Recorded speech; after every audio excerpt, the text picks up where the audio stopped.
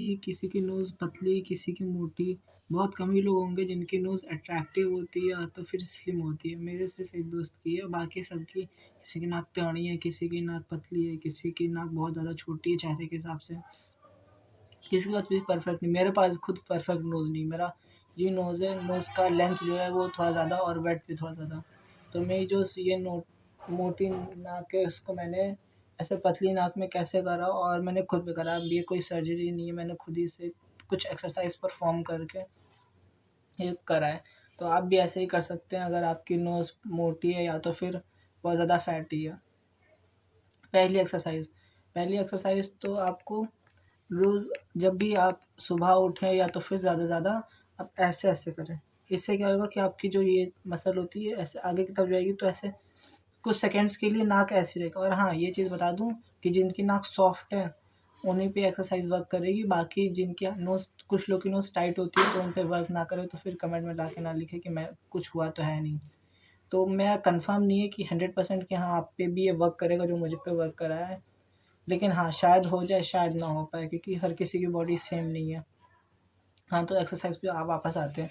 ऐसे-ऐसे करना है बहुत बार, मतलब दिन भर क्या, मतलब हो सके तो 10 से 15 मिनट ऐसे करना ही है ये एक्सरसाइज़ दिन भर में, मतलब 1-1 2-2 मिनट 1-1 2-2 मिनट दिन भर में करेंगे तो फिर ये हो जाएगी। और बाकी दूसरी एक्सरसाइज़, इसमें आपको ऐसे करके ऐसे करना है।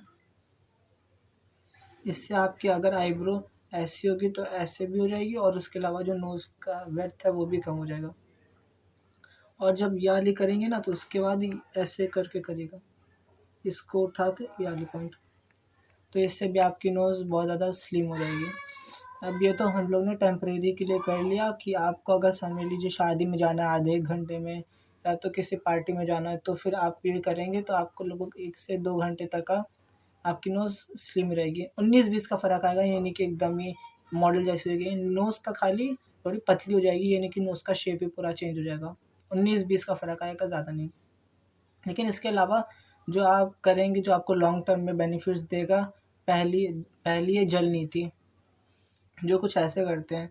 ये मैंने अभी तक ट्राई तो नहीं करा, लेकिन जो भी है ये अच्छी है, क्योंकि मैं अभी कुछ टाइम में वापस से ट्राई करूँगा और ये ईज़ी भी है करना। ये देखिए ये कैसे कर रहे हैं। हाँ, तो बस आपको ऐसे करनी है। और दूसरी चीज़, अनुलोम-विलोम। बचपन में मम्मी-पापा आप लोग से कहते तो होंगे कि हाँ, अनुलोम-विलोम करो।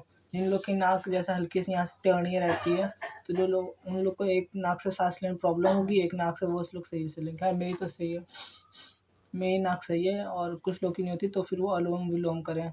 एक नाक से हवा निकालें, दूसरी नाक से भरें। सबको पता होगा, या यूट्यूब पे निकाल के देख लीजिएगा। ये तो होगी सॉफ्ट एक्सरसाइज़ जो आपको करनी है। बाकी जो एक हार्ड है, वो आपको सर्जरी के थ्रू ही होगी। एंड जो हार्ड एक्सरसाइज है उसका पहला है सेप्टम। सेप्टम में क्या होगा कि जब आपकी नाक होगी टेढ़ी, तो उससे आपकी सर्जरी या कोई भी सरकारी हॉस्पिटल में हो जाएगा।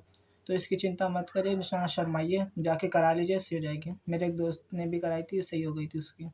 अंदर से नाक होती है, ऊपर से वो दिखने में सेम रहेगी, अंदर से वो जो टेढ़ी है वो सीधी रहेगी। बाकी कुछ लोग की एक एक और जैसी नाक होती है, जिसमें नाक आगे की तरफ यहाँ से निकली रहती है, या वैसे ही कुछ। तो फिर उसके लिए एक और है ब्रिज, यहाँ पर लिखा हुआ है, पढ़ लीजिए। ये होती है एक सर्जरी, इसमें आपकी जो नाक है वो यहाँ से सीधी हो जाती है।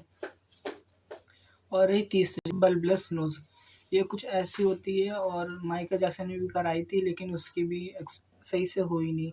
मैंने ऐसा एक भी केस नहीं देखा जिसने यह बल्बलेस नोज़ की सर्जरी कराई हो और उसकी नोज़ सही हो निकली हो।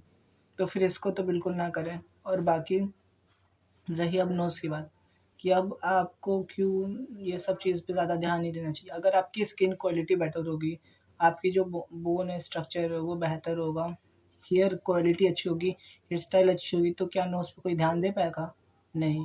जैसे कि रणवीर कपूर को देख लो, उसकी आई टिल्ट नेगेटिव है, लेकिन उसकी स्किन क्वालिटी बेटर है, फेस शेप बेटर है, हेयर स्टाइल बेटर है, तो देखो एक कितना अट्रैक्टिव लगता है। वैसे ही आप भी, अगर आप अपनी बाकी चीज़ों को सुधार लोगे, भले ही नोज़ आपकी मोटी भी होगी, तब भी आप उसमें अच्छे ही लगेंगे।